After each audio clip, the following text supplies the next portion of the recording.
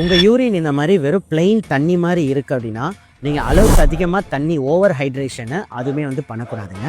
So உங்களோட urine இந்த மாதிரி ரெட் கலரில் இருந்தால் மோஸ்ட் காமன் நீங்கள் பீட்ரூட் இந்த மாதிரி கலர் ஃப்ரூட்ஸ் வெஜிடபிள்ஸ் சாப்பிடலாம். அப்படி இல்லை நார்மல் டைமில் இந்த மாதிரி கலர் வந்து ரெட்டாக இருக்குன்னா கண்டிப்பாக நீங்கள் டாக்டரை வந்து சந்திச்சிங்க. ஸோ கேன்சர் மாதிரியான வாய்ப்புகள் வந்து சான்சஸ் இருக்குது. உங்கள் யூரின் இந்த மாதிரி ஆரஞ்சாக இருந்தது அப்படின்னா சில மெடிக்கேஷனாலேயும் இப்படி வரலாங்க.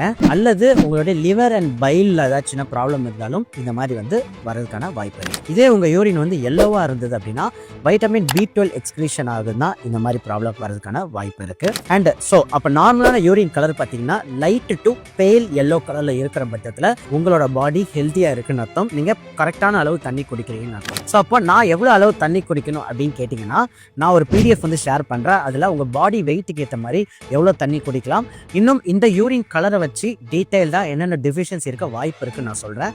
ஒருவேளை இந்த மாதிரி கலர் யூரின் போகுதுன்னா நீங்களாவே ஒரு முடிவுக்கு வராமல் டாக்டர் கிட்ட கன்சல்டேஷன் பண்ணுங்க.